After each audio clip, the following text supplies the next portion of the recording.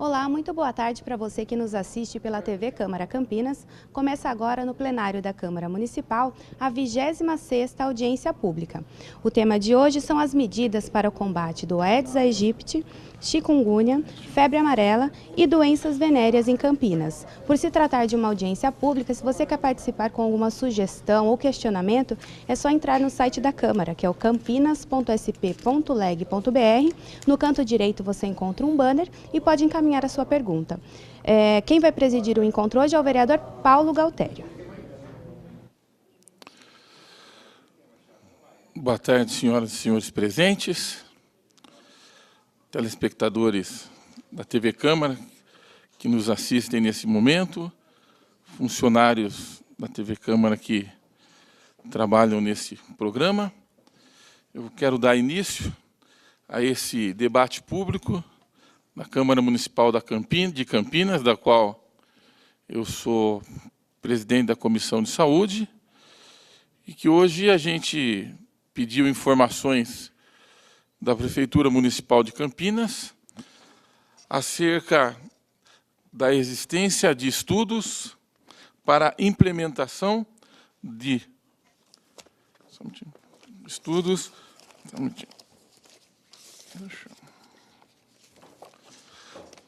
acerca das medidas para combate do Aedes aegypti, chikungunya, febre amarela e doenças venéreas em Campinas, a realizar-se no dia de hoje. Para que a gente possa saber sobre esse trabalho da Prefeitura Municipal, gostaria que comparecesse à mesa aqui Andréa von Zuben, que é a diretora do Departamento de Vigilância em Saúde, aqui da Secretaria Municipal, que vem representar o secretário Cármino, Cristiane Sartori de Souza, articuladora do Programa de Arboviroses do Devisa, da Secretaria Municipal de Saúde.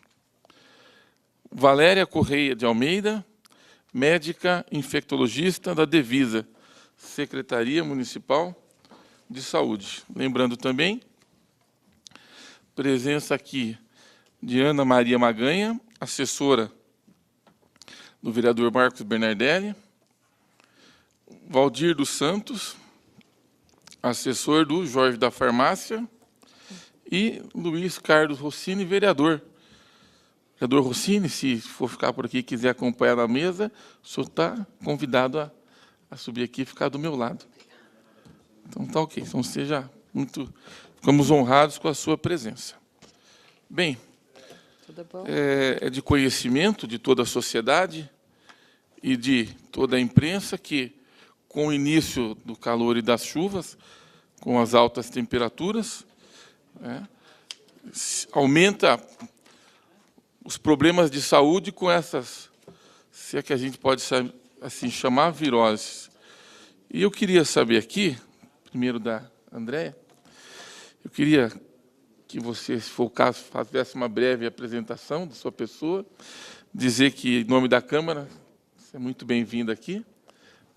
O vereador Jorge da Farmácia também, que é membro da Comissão da Saúde e que se encontra presente nessa casa. Prazer, vereador Jorge. Se também quiser compor a mesa, já fica aqui o convite. Tá? Até porque é presidente da Comissão de Saúde.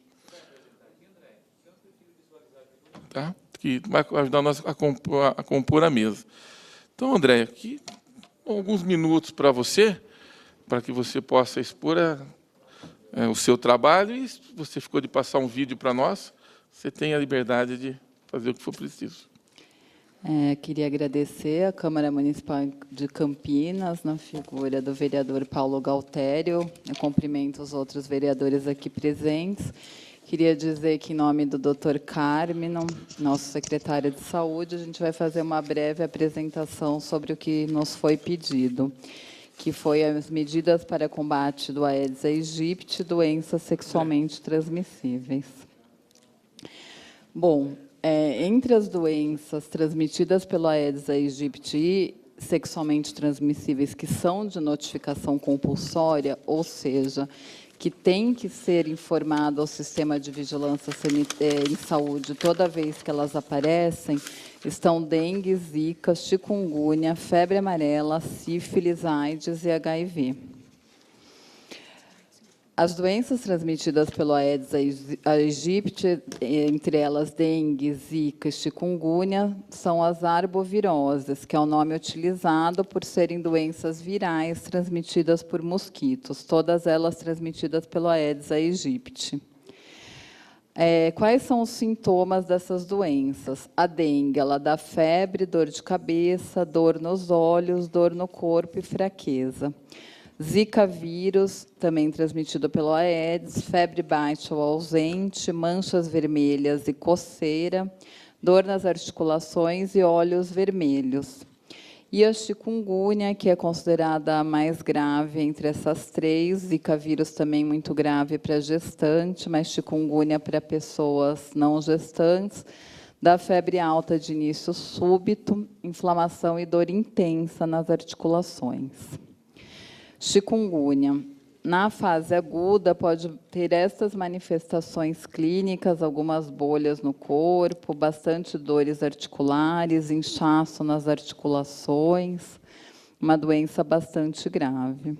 Na fase, ela pode se tornar crônica, durando vários meses, tornando incapacitante alguns movimentos, uma dificuldade das pessoas se locomoverem, trabalharem, dá uma dor bastante prolongada. O Zika vírus, ele tem essa característica de manchas vermelhas no corpo, febre baixa, geralmente é brando para adultos, para pessoas rígidas, mas ele pode ter manifestações bastante graves para gestantes, dando alterações neurológicas no feto. Outros sintomas de Zika vírus, olhos vermelhos, também edema nas articulações, manchas vermelhas. Algumas complicações decorrentes das arboviroses, essa síndrome chamada Guillain-Barré. Essa síndrome ela acontece com pessoas que têm alguma doença viral, e é uma doença, na verdade, que é o próprio corpo reagindo contra essas infecções. E ela está bastante associada às arboviroses. Geralmente, os sintomas eles são dificuldade de engolir, de falar, dormência no corpo, sobretudo nas pernas, e podendo chegar até a paralisar o corpo. É uma doença rara, mas pode acontecer em um caso em cada 100 mil habitantes. E se a paralisia atingir os músculos respiratórios, o paciente pode necessitar de suporte, de UTI, pode até morrer por asfixia. Então, é raro, mas pode ser uma complicação decorrente das arboviroses. O Zika vírus, ele tem essa característica, na verdade, dá uma série de alterações neurológicas, entre elas a microcefalia, que foi bastante falado, em que a curvatura do crânio ela fica menor do que o que é o esperado para uma criança normal. Então, é considerada microcefalia, meninas que nascem com circunferência menor que 31,5 e meninos menor que 31,9 centímetros.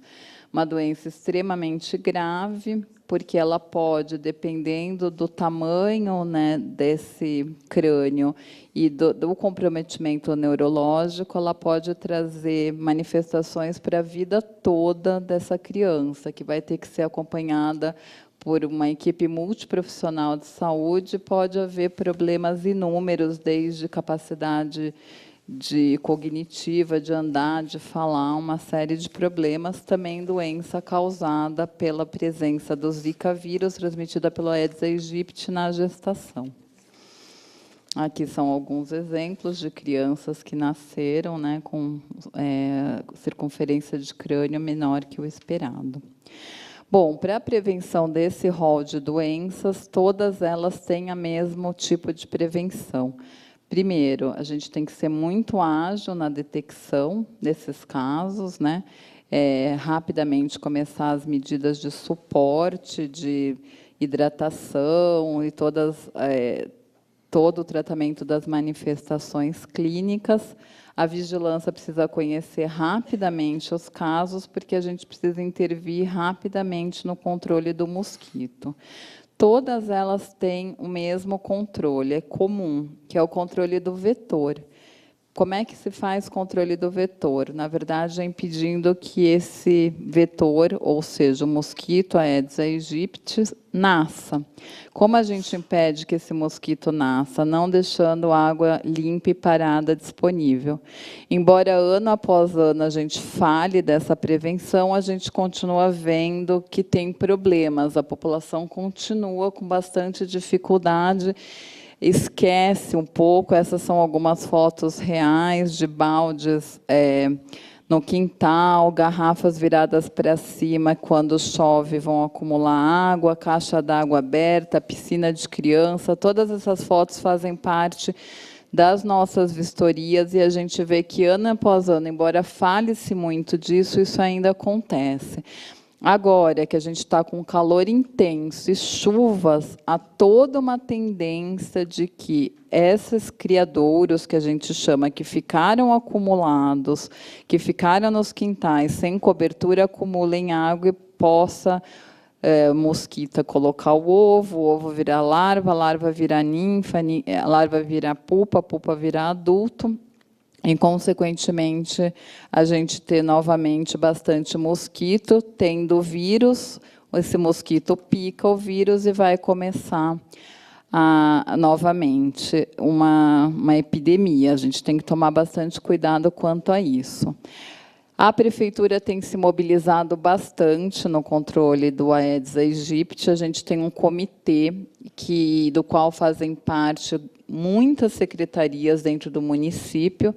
Nós nos reunimos quinzenalmente, hoje sob a coordenação da Defesa Civil, e esse comitê ele procura que todos os problemas do município em relação a criadouros sejam combatidos em conjunto por toda a máquina pública. Então, se o problema for terreno baldio, a gente vai procurar os serviços públicos, a gente busca auxílio da educação, a gente busca auxílio da habitação, do serviço social, de todas as secretarias envolvidas. Aqui é uma ação de mobilização social, algumas coisas que a gente tem feito de conversas com a comunidade, de conversas com instituições parceiras. É um trabalho realmente bastante grande que a prefeitura tem feito, além do trabalho com os nossos agentes de saúde e agentes de endemia, que a gente tem por volta de 1.000 atuando na cidade. Aí, continuando a segunda parte, depois eu vou passar para a Cristiane Sartori falar um pouquinho mais desse combate de arbovirose, que é bastante complexo, eu não quis me estender aqui na apresentação, mas a Cristiane vai apresentar um pouco mais do que vem sendo feito. As outras doenças que vocês pediram para a gente conversar são doenças transmitidas por contato sexual. Embora tenha sido usado o termo venérea, esse não é um termo que se usa. Venérea, na verdade, é um termo relativo à deusa Vênus, deusa do amor. Então, a gente não trabalha mais com doença venérea. Na verdade, a gente fala em infecções sexualmente transmissíveis. As infecções sexualmente transmissíveis são transmitidas por contato sexual, seja oral, vaginal ou anal. Dentre essas, as que são de conhecimento da vigilância, que a gente monitora casos, que a gente faz ações de prevenção, está a sífilis, sendo que a gente trabalha com a sífilis adquirida, ou seja, a sífilis que é adquirida através de contato sexual, a sífilis em gestante, também por contato sexual, mas pode levar a sífilis congênita, que é quando a mulher passa para o feto e aí nasce com a sífilis congênita. A infecção pelo HIV/AIDS, que a gente também trabalha com um gestante com HIV, a criança exposta ao HIV, a infecção pelo HIV, a AIDS, que é diferente do HIV. HIV é quando tem o vírus e a AIDS é quando tem a doença, e a gente trabalha com AIDS em adulto e AIDS em criança. E ainda as hepatites virais, que é a hepatite B, a hepatite A e a C, eventualmente. Como é que são prevenidas essas doenças? Tudo isso através também de programas. Eu depois vou passar para a doutora Valéria Almeida, que ela trabalha com essas doenças em conjunto com o programa de AIDS e DSTs que a gente tem aqui na Secretaria. Ela vai falar um pouquinho mais das estratégias de prevenção. A gente faz uma prevenção combinada através de toda uma mobilização também e ações educativas para uso regular de preservativos. A testagem, a gente estimula que as pessoas testem se elas têm infecções sexualmente transmissíveis para fazer o diagnóstico oportuno e o tratamento adequado.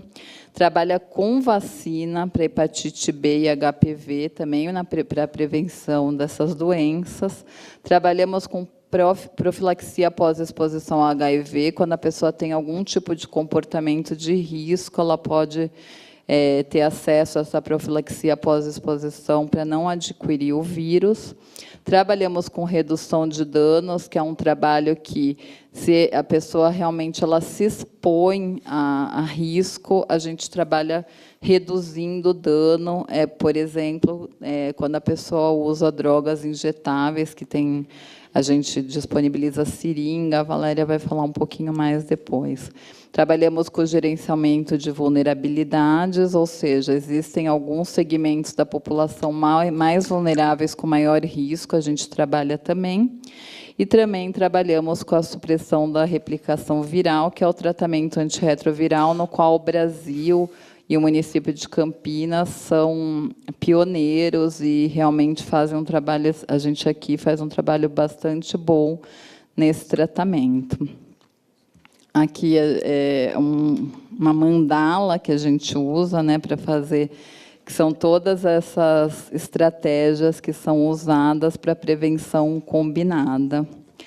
Eu vou passar a palavra para a doutora Valéria Cristiane, para que elas expliquem um pouquinho mais sobre isso, depois a gente abre para pergunta. Boa tarde a todos. Como a Andrea me apresentou, me chamo Cristiane Sartori, sou enfermeira e trabalho lá no Departamento de Vigilância em Saúde, articulando o programa de arboviroses aqui no município. Então, em relação aos 3 eixos básicos que a Andrea trouxe, né, das arboviroses, então a gente divide em vigilância epidemiológica, controle do vetor e a mobilização social. Na vigilância epidemiológica, nós fizemos agora em outubro, já pensando que é um período que antecede o período epidêmico, nós fizemos um seminário, nosso 3º seminário de capacitação dos profissionais de saúde, dos serviços privados e públicos do município. Foi lá no Salão Vermelho. Nós tivemos mais de 200 pessoas em cada um dos períodos que a gente ofereceu, que a gente fez esse seminário, sensibilizando os profissionais para identificarem precocemente, né, os pacientes aí com as arboviroses, e pensando também um pouquinho que os sintomas eles acabam se confundindo entre as arboviroses, como a Andrea apresentou. Então, tentando trazer um dado para que esses profissionais, na hora que está lá diante do usuário, né, do paciente sendo atendido, ele consiga identificar e definir melhor aí a conduta. Em relação ao controle do vetor, nós temos um grupo técnico que se reúne semanalmente. São os técnicos das vigilâncias regionais, nós temos 5 no município, e esses técnicos se reúnem semanalmente para olhar os casos e olhar o programa de arbovirose no município. Então, aquilo que a gente tem de demanda interna da saúde e aquilo que também a gente vai precisar de apoio de outras secretarias. Um avanço, acho que não tem como não destacar, nesses últimos anos, desde 2014, né, com a implementação inicialmente da sala de situação e depois agora do Comitê Municipal de Arboviroses, é que hoje no município a arbovirose ela não fica somente no colo da saúde. Né, hoje a gente consegue articular com serviços públicos a limpeza de uma área que precisa, a gente consegue articular com a educação, de fazer trabalhos educativos nas escolas. Hoje o tema arbovirose já está no currículo, no programa dos alunos, né, das nossas escolas municipais. A gente tem parcerias com a Sanasa, os leituristas também nos ajudam na divulgação de áreas que a gente precisa panfletar, que a gente precisa mobilizar. Orçamento cidadão, a gente trabalhando com áreas que a gente tem bastante dificuldade para mobilizar os presidentes ali daquela região para que nos ajudem, né, no combate ao vetor. Então, acho que essa questão da intersetorialidade, ela era muito ansiada por nós queríamos muito, e hoje a gente consegue avaliar como muito positiva, né? né? Então, os nossos trabalhos eles conseguem acontecer tanto do controle do vetor, né, de diminuir criadouro, de tentar mobilizar as pessoas, como também das nossas ações educativas mais articuladas. A gente faz também vistorias de rotina, não só nesse período, durante o ano todo, com os nossos agentes de saúde e os agentes de controle de endemia, de controle ambiental, que são os agentes de endemia preconizados pelo Ministério. Então, durante o ano todo, são feitas vistorias nas casas dos munícipes aqui de Campinas. E mais de uma vez, né? Provavelmente. Além disso, nós também tivemos agora no mês de outubro e novembro, 4 mutirões aos sábados, porque a gente tem uma pendência que a gente chama, que é a gente vai nas residências e as pessoas muitas vezes não estão no horário que nós vamos, né? Nós trabalhamos no horário comercial, geralmente de segunda a sexta. Então, a gente tenta retornar nesses locais aos sábados, nesse mutirão, para a gente tentar adentrar no imóvel que a gente não conseguiu durante a semana, para a gente aumentar aí a nossa capilaridade nos imóveis e fazer a vistoria em conjunto com o morador e que depois ele consiga fazer isso sozinho. Além disso, fizemos também em outubro a avaliação da densidade larvária. Que é isso? A gente sorteia o número de imóveis que é preconizado pelo Ministério, de acordo com a população daquele local, e a gente vai naqueles imóveis procurando criadouros com larva. E como a Andréa disse também, nós ainda encontramos, por incrível que pareça, embora nós estejamos falando exaustivamente, a gente ainda encontra bastante criadouros e bastante larvas, né, de Aedes aegypti nos criadouros dentro dos imóveis. Para vocês terem ideia, cerca de 80% dos criadouros eles são encontrados no interior dos imóveis, né? Então, representando mesmo e trazendo para a gente um dado quanto é importante que as pessoas, né, cuidem dos seus imóveis e sejam mobilizadas para que nos ajudem aí nesse combate para a prevenção das arboviroses. Em relação à febre amarela, que é um outro vetor, né, não é o Aedes aegypti que transmite a febre amarela, são outros tipos de mosquitos que eles são mais prevalentes em região de mata, chácaras, né, uma área mais rural. E a gente tem essas áreas também aqui no município. Tivemos um caso lá na área de Sousas, né, não Joaquim Egídio, a gente teve um caso de epizootia, um macaco que morreu com febre amarela. Então, a gente tem no município hoje uma intensificação da vacinação. Então, além da busca dos criadouros e mobilização das pessoas, a gente tem hoje nas 64 unidades básicas do município, todas elas fazem a vacina de febre amarela, antes eram algumas somente de cada distrito, então hoje a gente tem todas as unidades com a vacina disponível durante o horário de abertura da sala de vacina daquela unidade. Então, a ideia é que a gente amplie um pouco a oferta, né, dos serviços e amplie os horários também da gente estar conversando com essas pessoas no domicílio para que a gente tenha a prevenção aí dessas arboviroses. Tá ok, só um minutinho, vamos continuar. Queria convidar o vereador Jorge da Farmácia, se pudesse me acompanhar aqui. O vereador Rossini também, se tiver. Então, tá bom. Queria lembrar aqui, André e Cristiane que falaram, e a doutora Valéria, né? A Valéria vai fazer alguma apresentação, alguma coisa? A Valéria vai falar um pouquinho sobre as ações de prevenção das doenças sexualmente transmissíveis. Então, Valéria, a palavra é sua. Boa tarde a todos. Meu nome é Valéria, eu sou médica infectologista, trabalho no Devisa, e eu trabalho também uma parceria com o Programa Municipal de IST, AIDS e Hepatites Virais de Campinas, né? Lembrando que as ações de prevenção, principalmente as infecções sexualmente transmissíveis, elas são realizadas pelo Programa de IST AIDS de Campinas. Então, eu queria falar um pouco a respeito, né, do que nós temos como prevenção. As estratégias de prevenção que o município adota, elas são as estratégias de prevenção preconizadas no Ministério da Saúde. Então, existe todo um programa, uma questão programática, ministerial, vertical, né, do programa nacional, que é considerado modelo, né, fora do país, em todo o mundo, da prevenção às infecções sexualmente transmissíveis. O município de Campinas, ele já tem adotado adotado inúmeras estratégias para a prevenção dessas ISTs que fazem parte do cotidiano da prática médica e das unidades básicas de saúde já. Mas eu gostaria de destacar isso que a Andréa mostrou, que é a estratégia que a gente chama de prevenção combinada, uma vez que a gente sabe que uma estratégia única apenas não é capaz de contemplar a prevenção a todas as ISTs. Então, a gente tem a prevenção combinada, onde a gente inclui as imunizações para a hepatite V, para o HPV, e que é ofertada em todas as unidades de saúde. No entanto, a gente tem uma baixa adesão, por exemplo, à vacinação contra o HPV. A nossa cobertura é muito baixa. Mas isso pode refletir futuramente para a gente avaliar se estão aumentando os números de casos ou não. Em relação às infecções sexualmente transmissíveis, quando a gente diz que é importante fazer o diagnóstico precoce e o tratamento oportuno da doença, que a gente vai impedir a carreira, impedir a cadeia de transmissão dessa infecção, porque o paciente diagnosticado é um paciente que não vai transmitir mais essa doença. Então, nesse sentido, o município de Campinas capacitou e treinou todas as unidades, as 64 unidades de saúde, que estão todas capacitadas para a realização de diagnóstico de infecções sexualmente transmissíveis por teste rápido.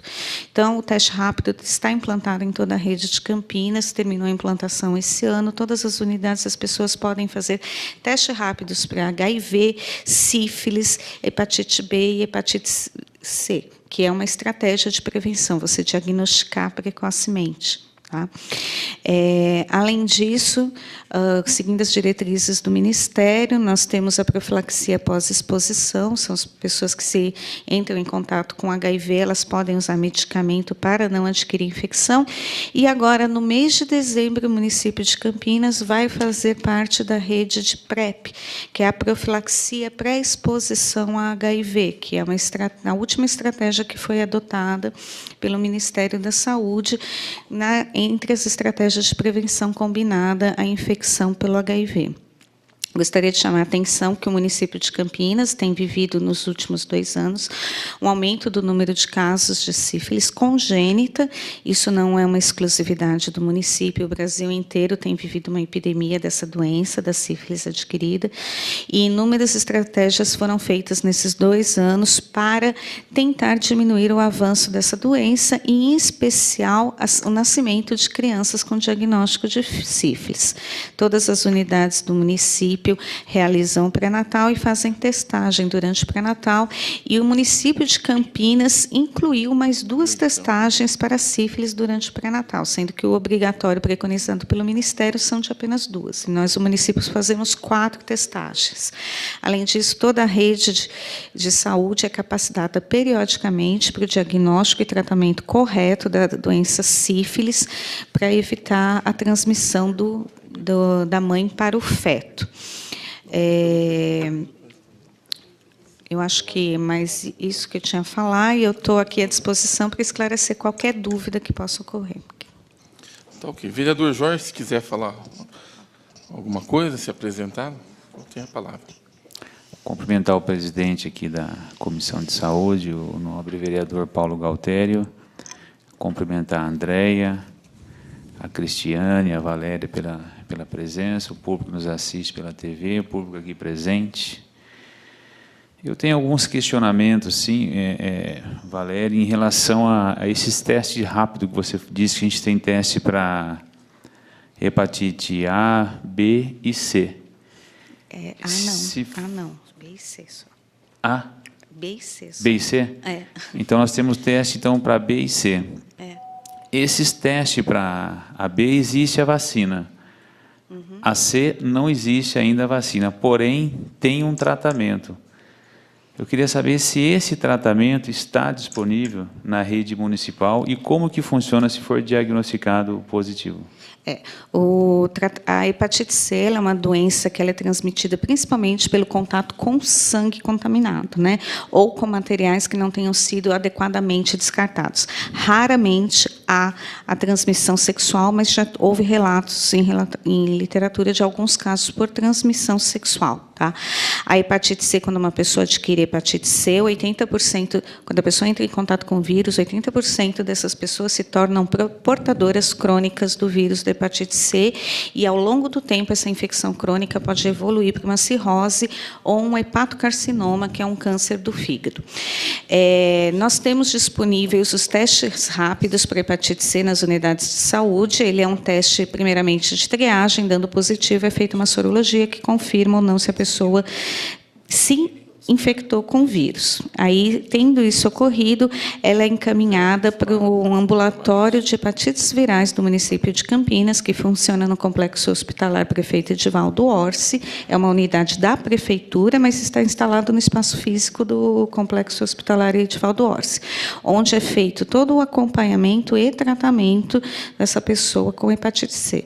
Só para destacar, a hepatite C é uma doença que atualmente ela tem uma taxa de cura muito alta, ao contrário do que a gente tinha há alguns anos. Nós temos novas drogas que são disponibilizadas pelo Ministério da Saúde, através da farmácia de alto custo, e a gente consegue atingir taxas entre 90% a 98% de cura para a hepatite C, tanto que se considera que ela é uma doença que vai se extinguir em breve.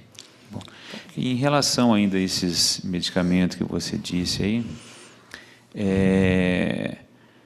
existe alguma campanha aqui para nós que nós possamos fazer esse diagnóstico? Porque é uma doença silenciosa e ela não causa sintomas algum. Existe algum trabalho em 2018, agora alguma prevenção nesse sentido que nós possamos aí fazer um teste para a população de determinadas regiões? Como eu disse para você, a sorologia e o teste rápido ele está disponível em todas as unidades do município, né? Tem sido feito várias campanhas nacionais, né, no estímulo à testagem, né? Então, a pessoa que procurar qualquer unidade e desejar fazer o exame, é só falar: olha, eu quero fazer um exame de hepatite C. Lembrando que está sendo recomendado a todas as pessoas maiores que 45 anos façam esse exame, se não tiverem feito nenhuma vez na vida. Porque a gente tem muita gente que nasceu lá na década de 60, por aí, que fez uso de injeções ou procedimentos médicos numa época em que a gente não usava materiais descartáveis, que eles eram só esterilizados, né? Eu acho que o senhor, como é da farmácia, o senhor conhece muito bem que se fervia a agulha de vidro dentro da marmitinha e que essa agulha era usada por muitas pessoas. A gente sabe que tem surtos de hepatite C entre jogadores de futebol que usavam gluconergan, que era um energético, e ia todo mundo jogar futebol, todos tomavam antes do jogo, que era um vitamínico, né? E todo mundo tomava com a seringuinha de vidro, que não era descartável, ela era só fervida, e aí acabaram um time inteiro de amigos tendo hepatite C. Isso é muito comum, né? Isso é de conhecimento de todos nós, infectologistas, que trabalhamos com isso.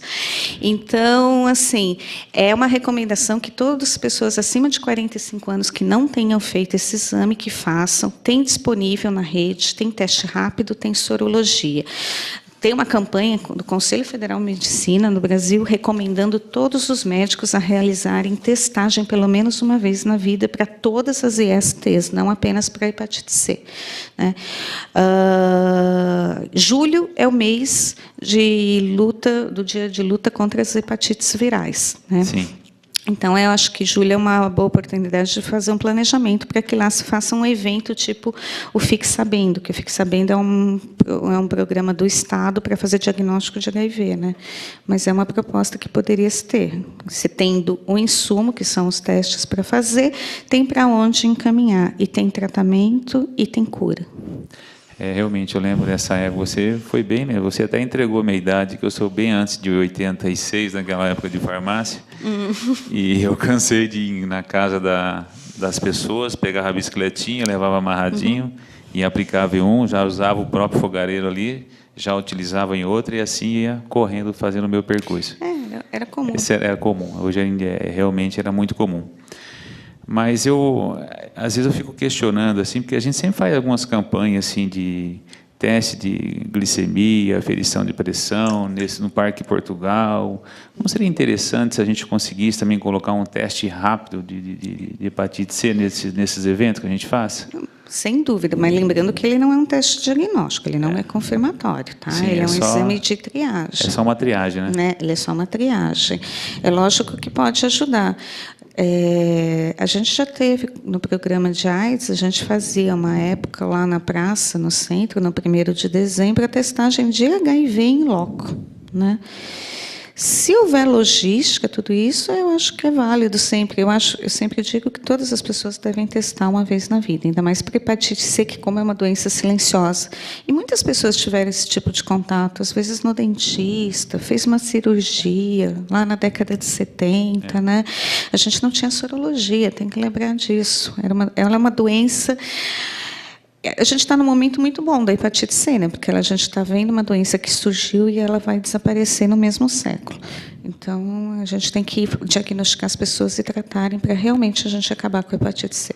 E existe algum estudo de vacina para hepatite C ou somente de medicamento via oral? Assim? Olha, eu não sei te dizer atualizadamente, mas talvez os estudos tenham até caído em declínio por conta desta nova terapia tão efetiva, né?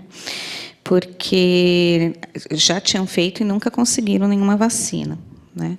Diferente da hepatite B, que tem uma vacina excelente. Então, mas independente disso, tendo já a cura, e o Brasil, pioneiramente, né, foi um dos primeiros países a introduzir esse tratamento público gratuito, que é um tratamento caro, com drogas novas, de última geração, e ampliou agora, recentemente, mais um grupo maior está tomando. Então, assim, é um programa a se valorizar, porque o paciente cura. E é muito bom ver ele curar. Então, em relação à sífilis, o primeiro medicamento de escolha aí é a penicilina, né? A penicilina é a melhor droga até hoje para tratar a sífilis, que é causada por uma bactéria chamada Treponema pálido. Sim. E como que está o nosso estoque assim, da penicilina? Está bem? Com grande satisfação, eu tenho a dizer que estamos com o estoque garantido de penicilina benzatina, que não houve falta no município de Campinas desde o início da falta, né? Eu acho que você deve saber, teve um problema de racionamento, não conseguia comprar, não tinha produto. A Eurofarma parou de produzir, né? Então, no entanto, a gente conseguiu comprar da FURP. Logo quando estava começando essa falta, conseguimos fazer uma compra grande na FURP e nós não tivemos falta para tratar nenhuma gestante. Lembrando que a penicilina é a única droga para tratar a gestante com sífilis. Existem outras drogas para tratar sífilis, não são tão boas quanto a penicilina, mas também tratam. Mas que para gestante, só a penicilina. E não tivemos falta para nenhuma gestante, tivemos que restringir um período, quando estava acabando, porque a gente não sabia se ia dar, restringimos apenas para gestante. Mas aí conseguimos comprar e voltamos a ampliar o uso da penicilina benzatina, não está restrito agora, pode ser usado para outras indicações, como profilaxia da febre reumática e tratamento de infecções, amigdalites, por exemplo. Okay. Vereador Jorge, só um minutinho, eu queria só fazer uma interrogação.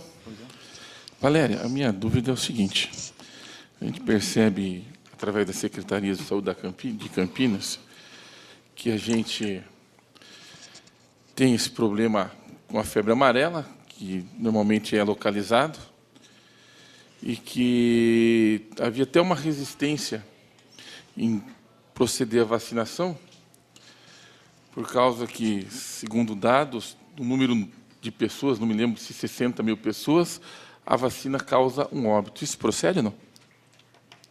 Morte? Não, não procede. Não procede? Porque nós tivemos essa informação, vereador Jorge, que havia até uma resistência com relação, não me lembro se era 60 mil pessoas, ou um número maior, que isso poderia causar óbito nas pessoas. Isso é uma dúvida que a gente tinha que... Acho que a Andréia pode responder. Na verdade, a vacina de febre amarela ela é uma vacina de vírus vivo. Essa é uma diferença de algumas outras vacinas. Então, em algumas pessoas, ela pode causar alguma reação. mas não tem nenhum número assim. A gente fez uma campanha muito grande, vacinamos mais de 300 mil pessoas no município e não tivemos nenhuma reação adversa grave. Nesse momento, a gente está realmente estimulando as pessoas a se vacinarem, porque a gente continua achando primatas positivos para a febre amarela. Isso significa que o vírus está presente. A gente achou alguns saguis positivos, saguis mais próximos à área urbana. E isso significa que o homem pode entrar no ciclo e adoecer. A febre amarela, doença extremamente grave. As pessoas que têm febre amarela, 50% vão a óbito. Então, sempre pensando que é uma doença imunoprevenível, optar pela vacina. Não há a menor dúvida que há um pequeníssimo risco de eventos adversos, mas eles são imensamente suplantados pelo benefício. O benefício ele é muito maior que é tomar a vacina para não adoecer. Ok, só queria pedir aqui, queria fazer uma afirmação, antes de mais nada, e depois eu queria a opinião de vocês, né? A minha afirmação é o seguinte, que a municipalidade está preparada para o combate a esses problemas. Essa é a minha afirmação, porque eu não posso colocar em dúvida, vereador Jorge, né? Não posso vir aqui dizer que não está preparado, vereador Rossi, então vou afirmar que ela está preparada, tá? E o que é necessário para melhorar esse combate e essa luta contra esses problemas dessas doenças aí, agora no período de calor? O que, na opinião de vocês, falta para melhorar essa questão da gente resolver e minimizar os problemas que nós vamos ter? Nós temos certeza que nós vamos ter gente com dengue, nós vamos ter uma série de problemas, e minimizar isso, porque eliminar 100% não vai ser possível. Então, eu queria saber de vocês três o que precisa melhorar. É natural que vocês vão falar que é a população ajudar, tá? Controlar e educar a população, isso é óbvio. Além disso, em termos estruturais de trabalho, para vocês, falta funcionário, falta isso, falta aquilo. O que é necessário para que a gente melhore esse combate? Vou começando, então, a dizer, eu acho que o primeiro ponto é que as pessoas que estejam com quaisquer sintomas, né, febre, dor no corpo, dor no fundo dos olhos, dor em alguma articulação, que ele procure um serviço de saúde. Porque muitas pessoas acabam achando que é um estado gripal, estou com alguma coisa, fico em casa mesmo, e aí o mosquito não sabe se é ou não é, e ele pode picar essa pessoa, e essa pessoa estar com uma arbovirose e pica uma outra pessoa, e aí é dessa forma que a gente tem transmissão de arbovirose, e que pode passar, num primeiro momento, despercebido, né? Então, acho que o primeiro ponto é que a gente tenha a busca por um atendimento em alguma unidade de saúde das pessoas, né? Isso é o ponto de partida. E os profissionais identificando precocemente, a gente desencadeia bastante atividades, né? Então, a gente começa, vai onde a pessoa mora, onde trabalha, estuda para ver se tem outros suspeitos próximos, e aí a gente identificando uma área de transmissão, a gente vai e atua, tirando os criadouros, colocando larvicida, que vai matar as larvas que já estejam em alguns criadouros, e se a gente, de fato, definir uma área de transmissão, além dessas ações, a gente vai entrar com a nebulização, que é o conhecido fumacê, né, popularmente. E acho que um dado importante é também dizer o que isso representa. Nós recebemos bastante solicitações, tanto dos senhores vereadores como da população. Tem infestação de mosquito no meu bairro, passa o fumacê. Né? É importante a gente deixar bem claro o que isso significa, né? A gente aplica o inseticida, sim. A gente não tem restrição em relação a isso, mas a gente aplica quando a gente tem uma indicação técnica, né? A gente não pode ficar aplicando em todos os momentos, porque senão depois a gente pode começar a ter resistência, né? Em um dado momento, a gente pode perceber que aí os mosquitos não vão responder ao inseticida aplicado. Então, é importante dizer isso também. A gente lança a mão, né, do inseticida, mas numa região, numa área que tem uma indicação técnica. Então, na dúvida, consulte a vigilância, né, da região, o centro de saúde, as unidades sempre sabem, todas as ações que a gente faz de forma articulada com eles, né? Uma outra forma que acho que é possível a gente ter esse combate é o que você disse que é o apoio da população, né? Eu estava até comentando aqui com a Andréia, de certa forma a gente se sente, eu me sinto orgulhosa, né, de trabalhar hoje na prefeitura e ver o tanto que a gente avançou nesses últimos anos em relação ao programa de arboviroses. Eu me lembro quando eu cheguei no programa lá em 2014, era bem difícil, né? Tinha saído o profissional do Cândido Ferreira, e aí a gente acabou contratando mais gente. Então, até em relação a profissionais, a gente teve um incremento, né, de servidores, de agentes de saúde, que também foram contratados para trabalhar também com arboviroses. Então, acho que, além disso, é mesmo esse apoio da população no sentido da conscientização ambiental, né? Para arboviroses e também para outras doenças, né? Leptospirose, a gente também tem aí, outras coisas que também as pessoas podem estar acometidas. Então, é importante que a gente esteja aí nesse combate e que as pessoas nos ajudem, né, a mobilizar, porque desanima a gente voltar nos imóveis, a gente voltar nos locais, a gente mobiliza serviços públicos, limpa uma área de descarte, a gente coloca uma nova lixeira lá, e daí a gente chega, a lixeira está incendiada, o entulho, o resíduo está todo no local inadequado, né? Então, é nesse sentido de apoio da população, né? De descartar no local adequado, fazer o controle ali no seu imóvel, mobilizar o vizinho que está pertinho, né? Para que a gente consiga ter um controle. Acho que, sem dúvida, eu sempre falo, a gente poderia ter 1000 agentes nas casas, mas nunca a gente estaria 100% do tempo em todos os lugares. Basta uma semana para o ovo virar adulto, começar a picar. Então, o que a gente fala? O que representa 5 minutos da minha vida para eu dar uma olhadinha se não tem água parada na minha casa? Às vezes a gente acha que a gente vai jogar o lixo no córrego, pela janela, e vai desaparecer. Não vai. E isso vai acabar acontecendo doenças aí extremamente graves. Então, não tem jeito. O poder público sozinho não consegue dar conta do problema todo. Então, eu acho que, mais do que eu olhar para a minha casa, eu ser capaz de conversar com o vizinho, ajudar nessa mobilização, conversar sobre esse assunto.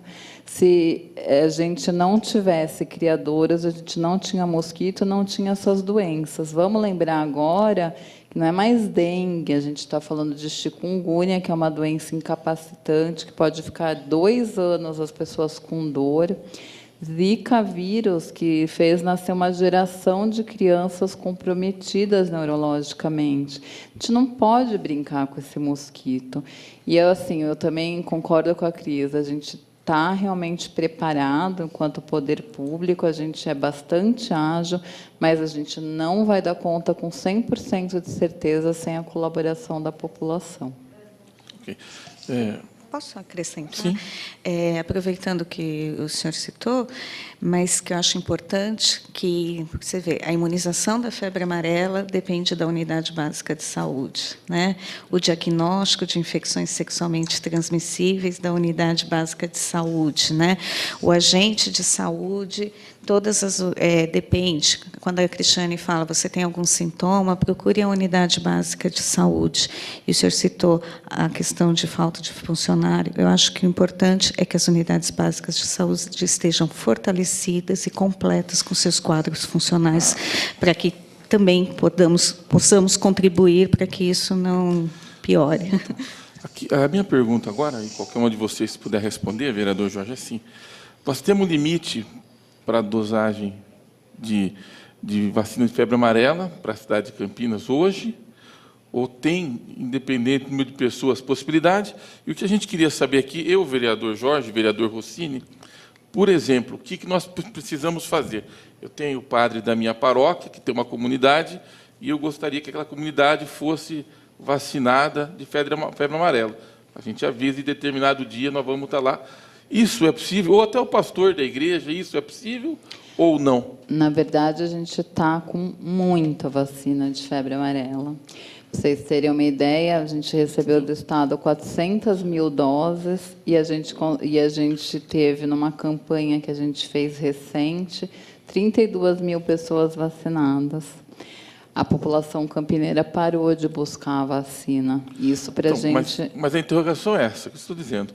Nós temos uma paróquia, nós temos ali 500, 600 pessoas. Nós, como vereador, atuamos numa determinada região e a gente gostaria de levar, né, a equipe que promove a vacinação até a população. Isso é possível ou isso depende de um ato do secretário ou de algum diretor, de alguém?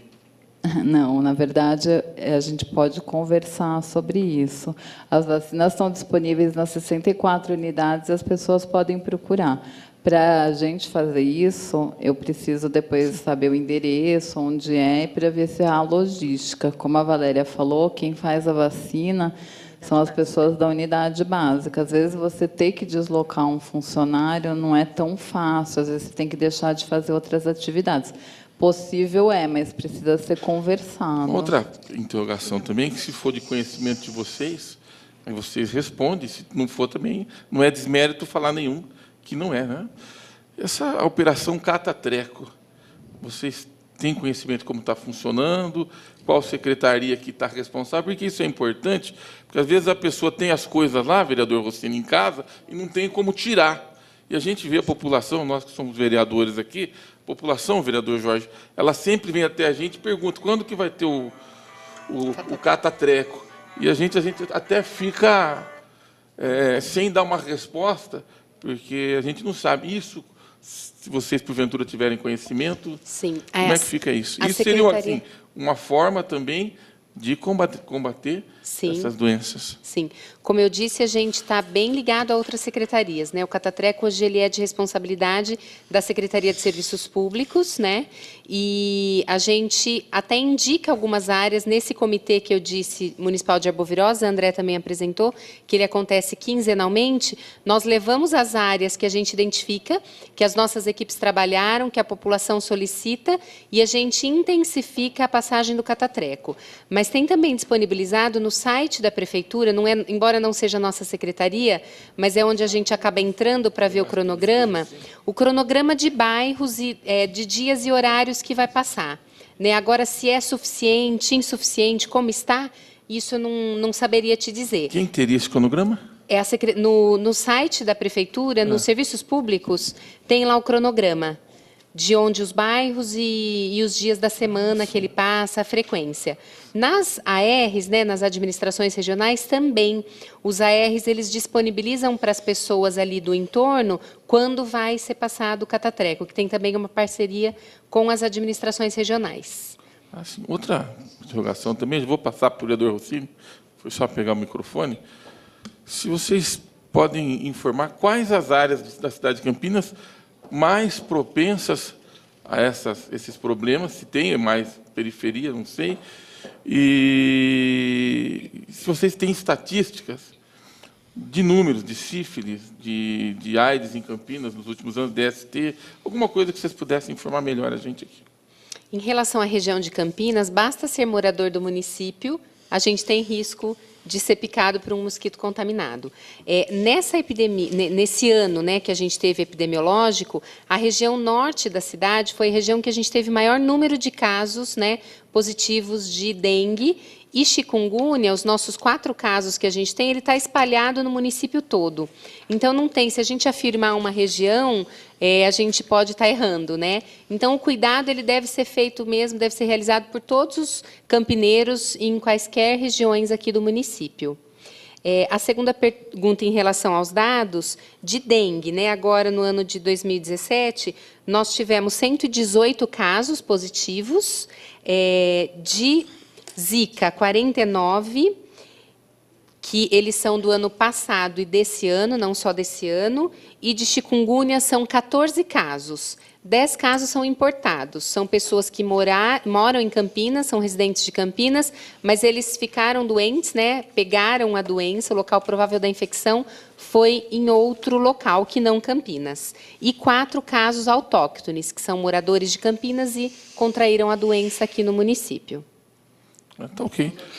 O vereador Rossini, podia estar com o microfone, senhor? Acho Alguém queria falar? Não, só falar sobre as infecções sexualmente transmissíveis. Não tem uma região predominante todo o município, é claro, porque elas são relacionadas ao ato sexual. E eu tenho alguns dados, não sei, eu trouxe aqui, não sei se interessa a vocês, mas, por exemplo, em casos de sífilis congênita em 2016, né, nós fechamos o ano com 84 casos, que são sífilis em criança, né. Em gestantes com sífilis, em 2016, foram 323 casos.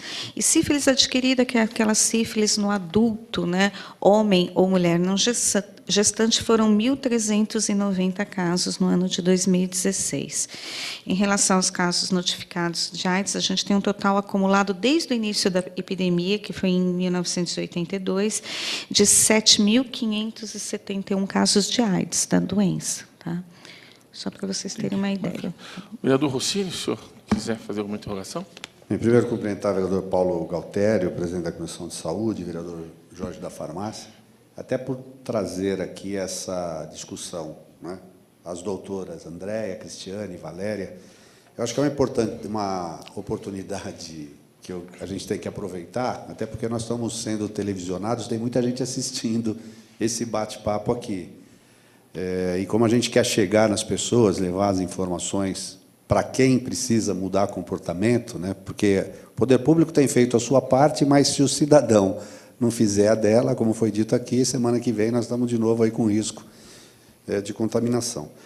Então, eu queria cumprimentá-las aí pelo trabalho e pela disposição de vir aqui. Primeiro, uma dúvida, né? Se dentro das arboviroses, a febre maculosa pode estar enquadrada dentro dela, apesar de estar sendo transmitida pelo carrapato. E se existe ainda registros, né, de contaminação ou presença desse vetor aí no nosso município, que cuidados a gente deve ter? Isso é uma pergunta. Eu me lembro que, da vez passada, a doutora Andréia deu uma aula aqui fantástica, né? E ficou claro, até por conta que havia um certo temor aí com relação à febre amarela, e ela deixou claro que o vetor da febre amarela é um tipo diferente de mosquito, né, o Aedes aegypti, que tem um habitat nas matas, né?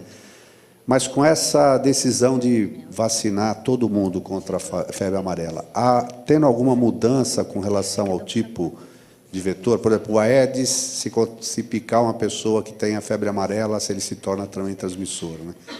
Essa é uma dúvida. E, por último, falando em dados epidemiológicos, que eu acho que principalmente com relação à DST, né? Nós percebemos cada vez mais uma juventude mais liberal, né? E, por mais informações que você fala, a última estatística que eu me recordo, 48%, por exemplo, de jovens entrevistados diziam que não fazem sexo com proteção, ou seja, não tomam esse cuidado. Se dentro desses dados epidemiológicos de AIDS, e aí não está hepatite e tal, né, se a gente tem, por faixa etária, né, quanto isso se está afetando aí a população mais jovem. E uma outra pergunta, né? Eventualmente, filhos da classe média alta que não vão aos centros de saúde, obviamente, procuram outros serviços. Se esses dados, eles também têm notificação compulsória, a gente está também, no nosso levantamento, considerando isso. Por enquanto é isso. Obrigado. Bom, mas eu posso complementar. Sobre notificação de rede privada, né? Para os pacientes que fazem uso de medicamentos antirretrovirais são obrigados a ser notificados, porque o antirretroviral é fornecido pelo Ministério da Saúde e é cobrado um número de notificação.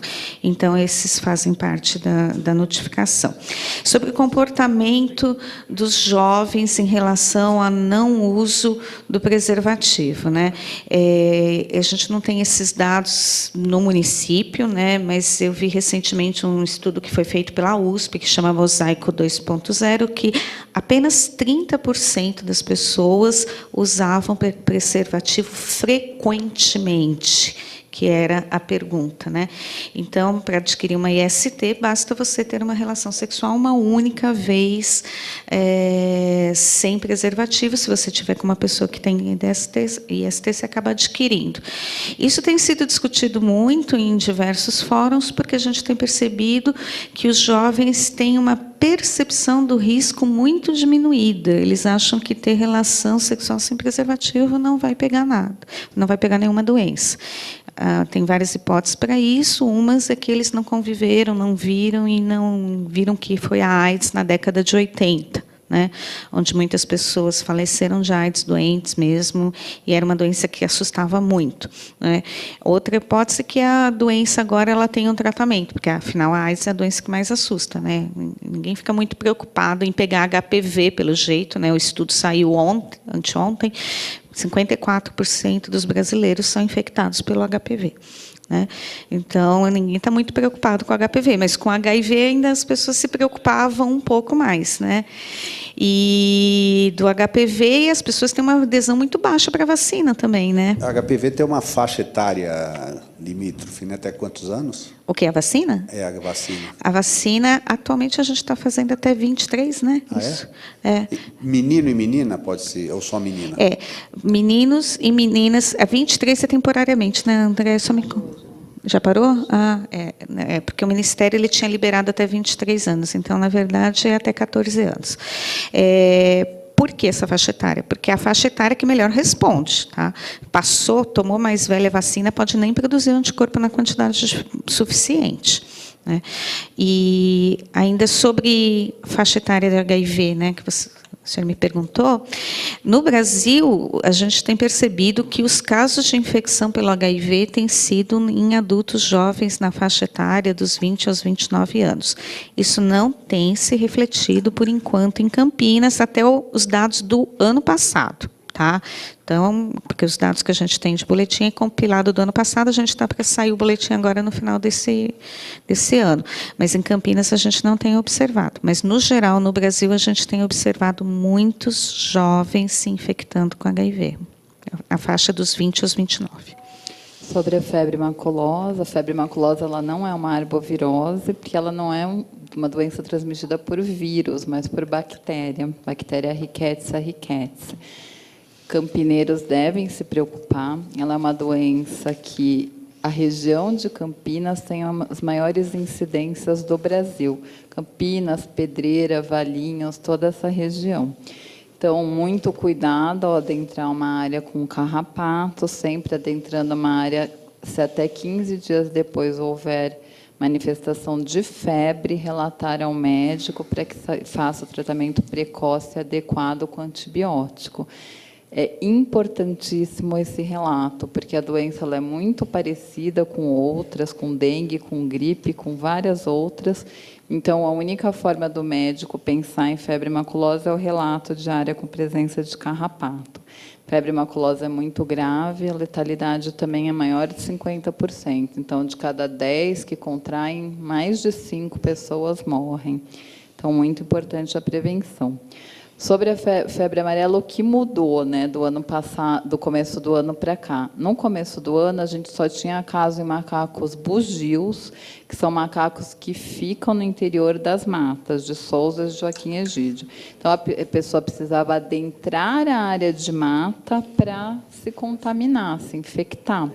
Por isso, a gente dizia, quem frequenta Souza e Joaquim Egídio, ou quem mora, ou quem trabalha, tome a vacina. Os demais não se preocupem. O que mudou? Agosto e setembro agora, macaquinhos saguis, que são uma espécie menos sensível. A gente achou esses animais com febre amarela.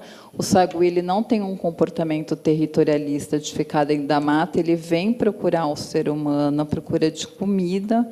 E os macacos foram achados numa região muito mais próxima a áreas urbanas com alta densidade populacional, significando que o mosquito vetor, que ainda é silvestre, não tem por Aedes aegypti, ele pode picar alguém que esteja ali na sua casa, porque está muito próximo às transições de mata. É possível a Aedes aegypti transmitir febre amarela? Sim. Mas, desde 1942, a gente não tem relato desses casos no Brasil, porque tem vacina. Então, a gente não tem população suficiente com a doença para que o vírus, para que o Aedes aegypti pique e se infecte. Então, o grande segredo dessa doença é a vacinação mesmo. Quanto menos suscetível, menor a chance de contaminar o Aedes aegypti. Lembrando que esse mosquito silvestre, ele pica o homem ou pica o macaco, mas o Aedes aegypti ele só gosta de picar ser humano. Por isso, sendo uma doença que está circulando mais em macacos, a menor probabilidade de ter no Aedes aegypti. Só vou passar a palavra para o vereador Jorge. Queria uma interrogação também para qualquer uma de vocês. Também, se não tiver conhecimento, não tem problema nenhum de falar não. Não também é resposta. Quanto que a prefeitura gastou ou quanto ela tem para gastar nesse ano com prevenção a doenças? Campanhas publicitárias.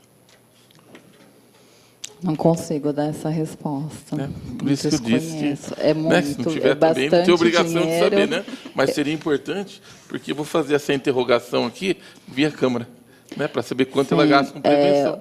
É importante para nós sabermos aqui, vereador Rossini, né, porque nós estamos falando aqui de combate a doenças, mas nós não falamos quanto a prefeitura gastou nesse combate. É muito. Né, que precisa ter dinheiro também para isso, né?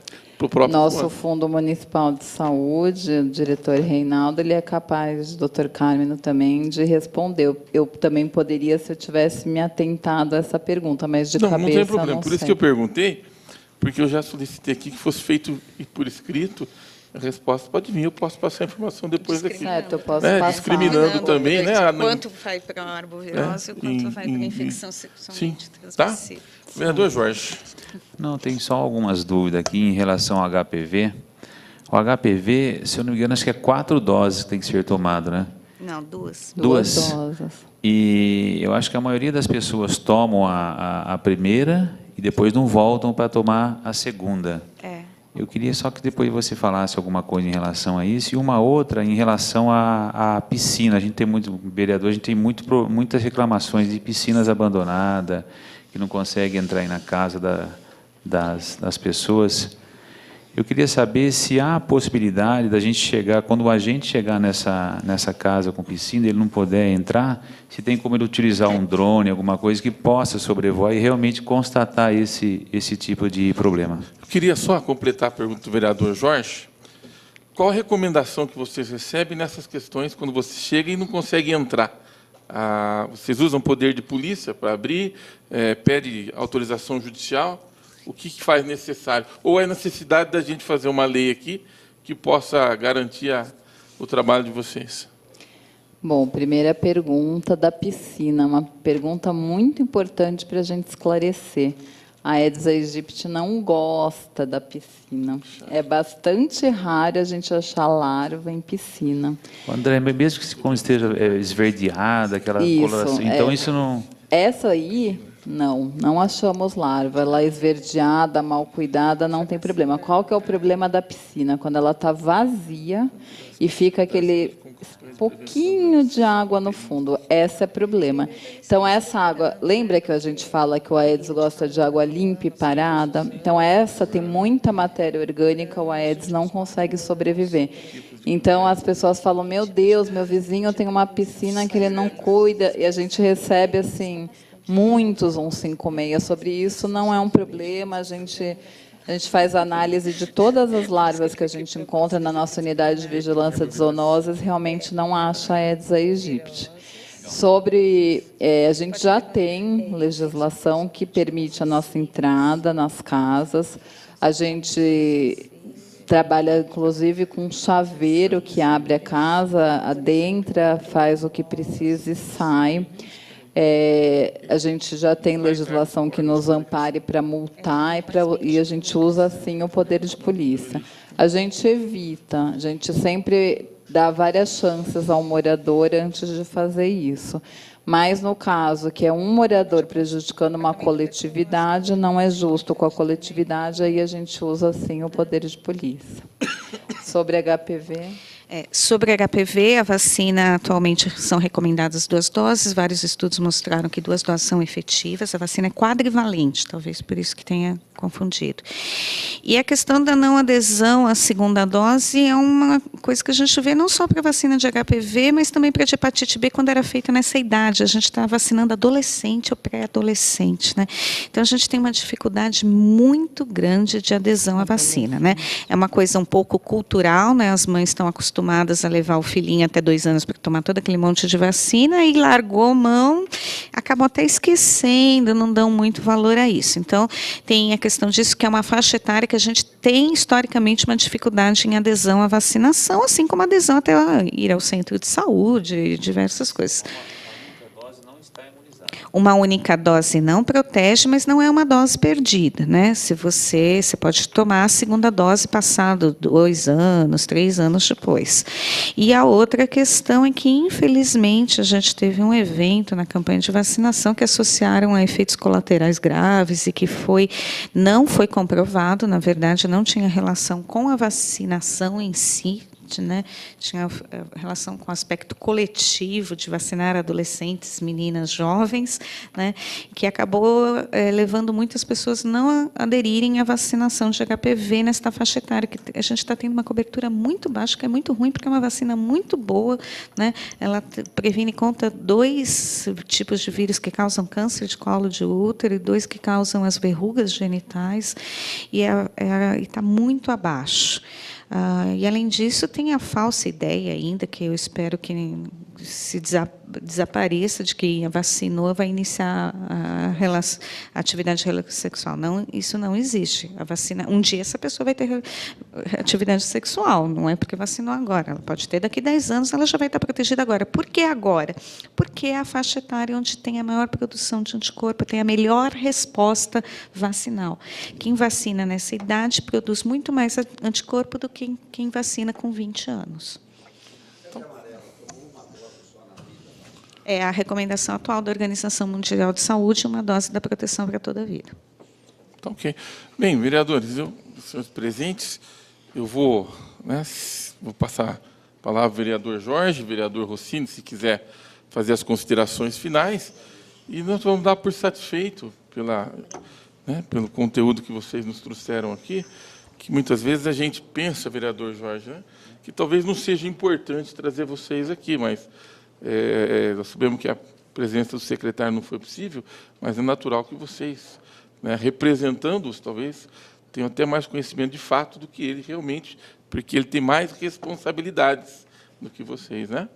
Então, já vou deixar aqui meu agradecimento e para vocês também, vou deixar a última palavra, que vocês possam se despedir do público de Campinas, né, vereador Jorge, e de nós aqui, por parte da Câmara Municipal de Campinas, por parte da população de Campinas, fica o meu agradecimento, da presença de vocês aqui. A gente agradece, em nome, então, do Departamento de Vigilância em Saúde. Essa é realmente a nossa função no departamento, a comunicação de risco, a educação em saúde. Então, a gente agradece a oportunidade. Em nome também do Dr. Carmino, que, embora não presente por estar hoje em Brasília, recomendou bastante que a gente estivesse aqui o representando. Então, agradeço imensamente aos vereadores presentes e ao público, contando sempre com a população campineira na colaboração tanto no controle do Aedes aegypti, como no uso do preservativo para evitar as infecções sexualmente transmissíveis. Tá ok, vereador Jorge, se quiser encerrar, agradecer, só para a gente poder. Gostaria só de agradecer a Andréia, Valéria, Cristiane, vereador Rossini, vereador Paulo Galtério, e dizer que, como a Andréia falou, acho que todos nós sabemos aí dos sintomas da dengue, dessas herpesviroses que tem, só falta a gente realmente compartilhar e perder 5 minutinhos por semana para vasculhar a sua casa, o seu quintal, que nós vamos conseguir vencer essa batalha.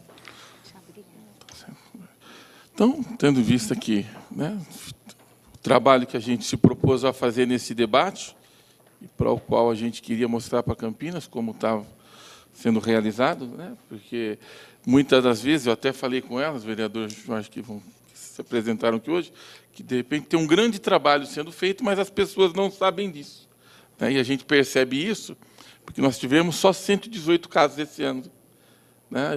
O ano retrasado, quantos casos foi, você lembra? Chegamos a ter 60 mil casos. Então, você vê que quando a gente tem notícia boa para a cidade, as pessoas não sabem que está pequeno o número de casos de dengue, né? Que é um trabalho da vigilância sanitária. Agora, quando é muito, aí todos exploram as coisas ruins e não exploram as coisas boas que vocês estão fazendo, né? Da manchete, da notícia, quando a gente tem 60 mil casos de dengue. E quando a gente tem 118 casos na cidade de Campinas, ninguém noticia isso. Então, é por isso que a gente coloca aqui, ao vivo, né, para que a cidade saiba que o prefeito e muita gente boa do lado do prefeito, da cidade, está trabalhando e sério para que as coisas aconteçam ou não aconteçam. Muito obrigado, boa tarde e até breve. Na verdade, quando tem 118 casos, ninguém fala, mas quando tem 60 mil... A gente sabe ser humano, né? Adora uma tragédia.